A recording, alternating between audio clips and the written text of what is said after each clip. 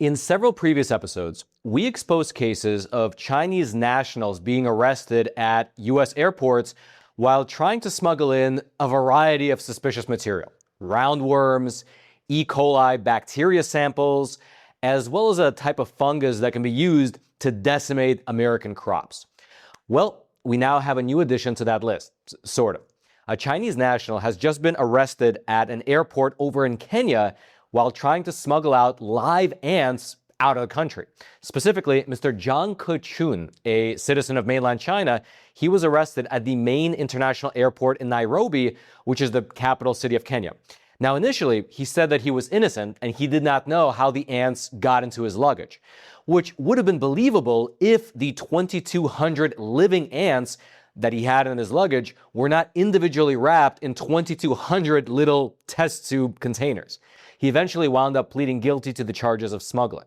Now, among the ants that were found in his luggage, there were 1,900 of the largest known species of harvester ant in the world, something that collectors pay a lot of money for. Quote, "It serves markets, such as China, where enthusiasts have paid large sums to maintain ant colonies in large, transparent vessels known as formicariums that allow them to study the species' complex social structures and behaviors." And the profit margins on these ants is phenomenal. During the trial, it was revealed that this Chinese national was buying the ants from a local African for $77 per 100. Basically, if you do the math, each ant was only costing him 77 cents. But the collectors over in Europe and Asia, they're willing to pay anywhere between $100 all the way up to $220 per ant, which is pretty much a $100 to $200 profit per unit. And when you do the math, it translates to between a 12,000 to 24,000% return on investment. However, part of that price tag has to do with the fact that, at the moment at least, it is illegal to export these ants out of Kenya. And because of that, Mr. Zhang Kechun, he was arrested at the Nairobi airport. He eventually pled guilty, and he was sentenced to a year in prison plus a fine of $7,700 US. And if you think that a year in prison for such a thing is too long of a sentence, well, the judge in the case, he justified it by saying that it can help to basically act as a deterrent to other potential would-be thieves. Quote, "There is need for a stiff deterrent sentence, given the rising cases of dealing in large quantities of garden ants and the negative ecological side effects." And indeed, this case with the Chinese national, it came right on the heels of another case involving two foreign men in Kenya, one from Belgium and the other one from Vietnam. Quote, "The scale of the illicit trade in Kenya became apparent last year when 5,000 giant harvester ant queens, mainly collected around Gilgil, were found alive at a guest house in Naivashi, a nearby lake house town popular with tourists. The suspects from Belgium, Vietnam, and Kenya had packed the test tubes and syringes with moist cotton wool, which would enable each ant to survive for 2 months, according to the Kenyan Wildlife Service. The plan was to take them to Europe and Asia and put them up for sale." Now, these guys, they were given an option. They were told that they could spend either a year in jail or pay a fine of $7,700 US. They obviously chose the latter. They paid the fine, and then they left the country. Now, this was back in May of last year, of 2025. However, this Chinese national, he was not as lucky, since the judge decided to basically make an example out of him by not giving him this option and instead just putting him behind bars for a full year. Now, all these guys, they were looking to specifically sell queen ants, which in this particular ant species can lay enough eggs to basically build the whole colony by herself. Quote, "A single fertilized queen is able to create a whole colony and can live for decades, and can be easily posted as scanners do not tend to detect organic material. They are one of the most enigmatic species of ants. They form large colonies, engage in interesting behaviors, and are easy to keep. They are not aggressive." And so that's basically what's happening. These traffickers essentially are trying to take the ant queens out of the country and sell them to the highest bidder somewhere in Europe or Asia so that they can grow their own makeshift ant colony at home.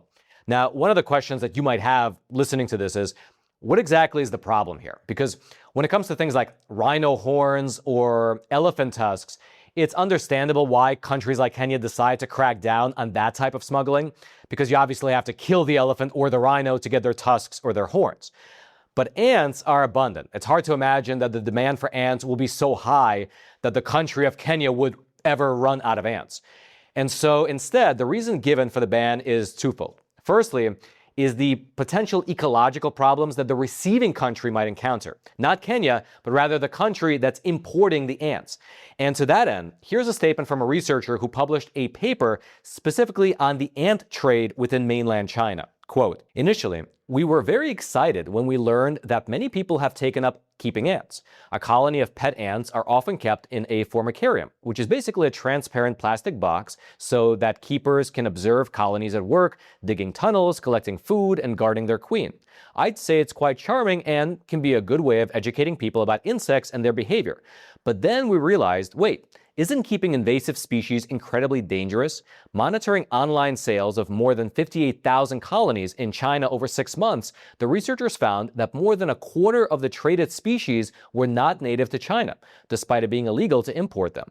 If the trade volume of invasive ants continues to grow, it's only a matter of time before a few escape from their formicaria and become established in the wild." And in terms of the specific problem for the local ecosystem, there was a paper published in the Journal of Biological Conservation, you can see it up on your screen, which said that the release of these giant African harvester ants into mainland China could do something as serious as the following, quote, "disrupt predominantly grain-based agriculture in southeastern China." And you can also imagine that the same thing would apply to both Europe as well as America.